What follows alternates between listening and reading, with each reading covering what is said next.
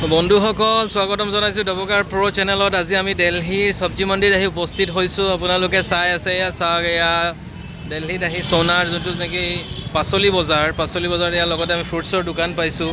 এয়া আমাৰ আদিল ভাই ফ্ৰুটছ কিনি আছে, ধুনীয়া এটা ভিউ আমি দেখাই আনো।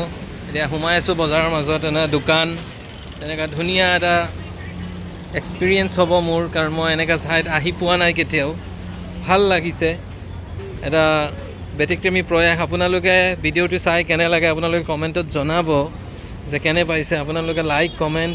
এয়া ৰঙালাও, আমি মিঠা লাও কওঁ, ৰঙালাও কওঁ, টমেটো, বিলাহী, কেৰেলা, ভাত কেৰেলা নাই, এই পানীলাও, পাচলিৰ দোকান এইবিলাক দিল্লীত আমি দেখাই আছোঁ।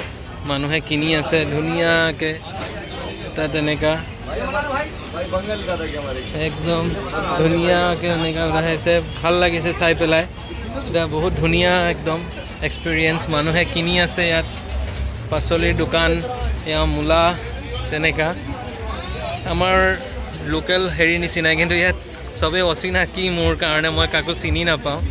এয়া দোকানীয়ে কিনি বিক্ৰী কৰি আছে, মানুহে কিনি আছে। ভাল লাগিছে চাই পেলাই চব্জি মণ্ডিত আহি পেলাই। আমি কেতিয়াও অহা নাই। সোণাৰ এইটো চব্জি মণ্ডি হয়। চাওক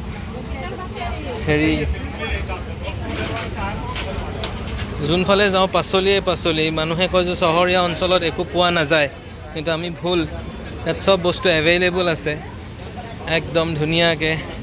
এতিয়া সময় ৰাতিৰ 8টা, 8:30মান বাজিছে, সন্ধিয়াহে হৈছে। অসমৰ তুলনাত ইয়াত অলপ দেৰিকৈ আপোনাৰ সন্ধিয়া হয়, এন্ধাৰ হয়। ইয়াত দোকানত তেনেকুৱা চব আছে, ধুনীয়াকৈ চাই আছোঁ। এইফালে মানুহে গৈ আছে, এটা ভিউ দেখাই আনো, এটা মস্ত এটা ভিউ। 1 মিনিট আদিল ভাই, আমি তাৰ ভিউ লৈ ধুনীয়াকৈ দেখাই আছোঁ আপোনালোকক। এয়া পাচলি বজাৰ, আপোনালোকে এক্সপ্ল'ৰ কৰি চাওক কিমান ডাঙৰ বজাৰ হয়। ইয়াৰ পৰা একদম মাৰ্কেট, একদম চবে পাচলি কিনিবলৈ আহিছে। এইটো দিল্লীৰ বজাৰ, আমাৰ নগাঁও, হোজাই এইবিলাকৰ দৰে নহয়। বেলেগ দোকানত কুলাৰ লগাই বহিছে চবে। ইয়াত গৰম অলপ বেছি হয়, কুলাৰ আছে চবৰে। ইয়াত বাইকৰ পাৰ্কিং, মানুহে কিনিছে পাচলি। বেঙেনা চাওক, ৰঙালাও, পটল, আম, বেঙেনা, ভাত কেৰেলা চব আছে, চব পাব ইয়াত। পাচলিৰ কোনো মানে নাই, কমি নাই, একদম এভেইলেবল। ৰঙালাও বেছিয়ে খায় সিহঁতে চাগে তেনেকুৱা। চ' বহুত ধুনীয়া লাগিছে এইটো চাই পেলাই। আপোনালোকে এক্সপ্ল'ৰ কৰি আছে। এইফালে চটপটি কিবা খাবৰ যদি বিচাৰি আপুনি খাব পাৰে। এইফালে চব্জি মণ্ডি এইটো হয়, চব্জি মণ্ডিত পূৰা এইটো ভিউ দেখাওক, পূৰা বজাৰৰ ভাল লগা দৃশ্য আপোনালোকক দেখাইছোঁ। মই কিন্তু কেতিয়াও ইয়াত আহি পোৱা নাই। এইটো ফ্ৰুটছৰ দোকান মাতিছে। ইয়াত গৰু চাওক আপোনালোকে, বজাৰতে থাকে, বজাৰতে খায়। সন্ধিয়া সময়, ৰাতি ইয়াত মানুহ আহিছে চটপটি কিবা কাৰণে। এটা ভিউ হয়, ভাল লগা ভিউ, ধুনীয়া তেনেকুৱা। ইফালে চব্জিৰ দোকান হয়, ইফালে আপোনাৰ ফ্ৰুটছৰ দোকানবিলাক হয়। ইফালে এয়া ফ্ৰুটছ, এই আমাৰ আদিল ভাই তাত আছে। আমি আদিল ভাইৰ ওচৰত যাম। আদিল খান ভাই কে পাছ যা ৰহে হে হাম লোগ। আমি খান ভাইৰ ওচৰত গৈ আছোঁ। ইফালে ৰাস্তা ইফালে আছে। आदिल भाई क्या खरीद रहे हो? मैंगो।